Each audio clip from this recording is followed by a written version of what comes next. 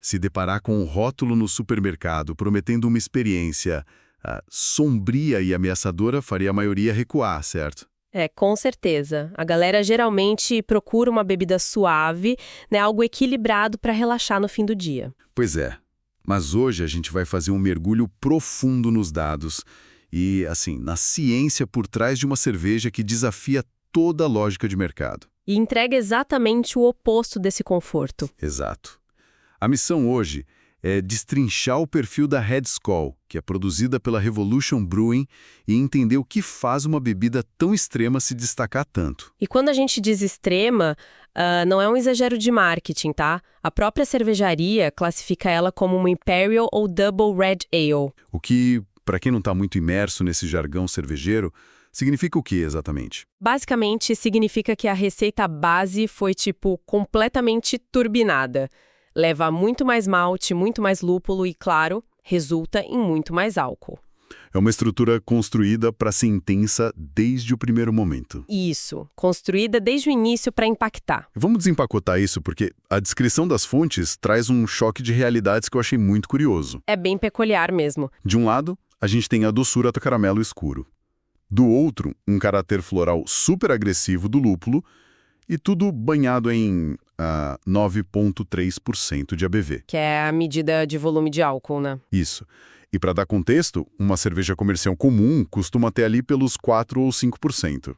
Então, essa mistura toda não soa como um doce reconfortante que de repente surpreende com um soco no paladar. É uma ótima forma de visualizar. Mas olha, esse soco é incrivelmente bem calculado. Pensa nisso como uma estrutura arquitetônica.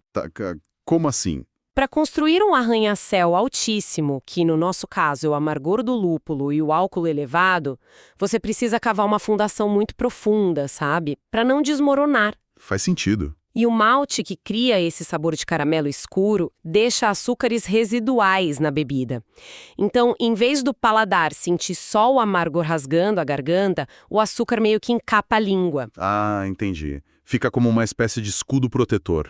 Então a doçura não tá lá só para dar sabor. Não, de jeito nenhum. É uma ferramenta química fundamental para domar a agressividade do lúpulo. É por isso que dá para tolerar os impressionantes 80 IBU dessa cerveja. IBU sendo a sigla internacional que mede o amargor. Exatamente, uma cerveja comum do dia a dia bate uns 15 ou 20 IBU estourando. Com 80, se não tivesse essa base densa de caramelo, ia ser áspera demais, intragável para a maioria. Nossa, e aquele calor dos 9,3% de álcool deve atuar como um amplificador disso tudo, né? Com certeza.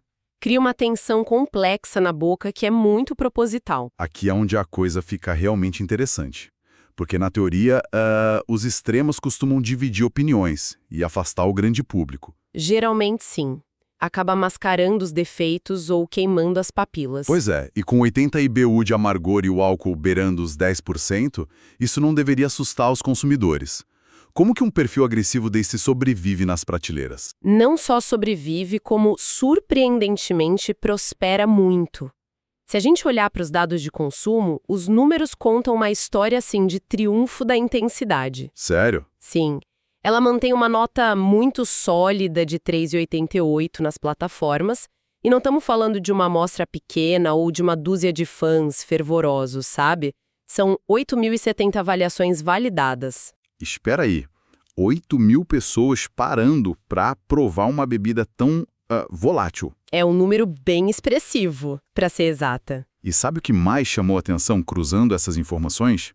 Seria natural pensar que uma cerveja tão extrema só ia sobreviver se fosse um lançamento super limitado, explorando aquele gatilho da escassez. Ou talvez uma parceria estratégica com uma marca gigante, né? Seria o caminho mais seguro para o mercado. Isso. Mas os registros mostram o oposto. A base de dados confirma que não é uma colaboração. O marcador de collab é falso. E também não é uma edição especial de safra, o vintage também é falso. É a receita nua e crua se sustentando pelo próprio mérito. E a demanda é tão orgânica que já acumula 10.679 registros totais. Desses, quase 9.000 são de degustadores únicos. Impressionante. E com dezenas de novos registros mensais até hoje, fica claro por que ela continua em produção contínua. Ou seja, não foi só uma moda passageira. Mês após mês, a galera continua buscando essa experiência sensorial. O que a gente aprende com tudo isso? Eu acho que levanta um ponto crucial sobre o desenvolvimento de produtos, sabe? A Red Skull é a prova de que extremos, quando perfeitamente equilibrados por essa ciência dos ingredientes, funcionam maravilhosamente bem. O caramelo doce, os 80 IBU e o álcool alto. Exato. Formam os pilares de uma identidade inconfundível. O que significa que aquela promessa de uma experiência sombria e ameaçadora não só foi entregue, mas foi abraçada de forma entusiasmada pelo público. Abraçada com muito entusiasmo. O que deixa uma reflexão final no ar para quem está acompanhando a análise de hoje. Qual seria? Considerando que uma cerveja autodeclarada tão perigosa atrai quase 9.000 paladares únicos, puramente com a própria força comercial, será que o nosso paladar moderno está se tornando imune aos sabores tradicionais? Ah, isso é verdade. O pessoal pode estar mudando. Né? Buscando perigo em intensidade extrema como um novo padrão de qualidade. Fica o pensamento. E assim chegamos ao final de mais um episódio do Beer Review, um podcast da Rare Beer Brasil. Aqui, exploramos o universo das cervejas artesanais, com histórias, curiosidades e experiências que tornam cada gole especial. Beer Review, Rare Beer Brasil. Se você curtiu, siga o podcast na sua plataforma preferida para não perder nenhum episódio. Compartilhe com amigos que amam descobrir novos sabores e histórias. Beba menos, mas beba melhor. Até o próximo episódio e saúde!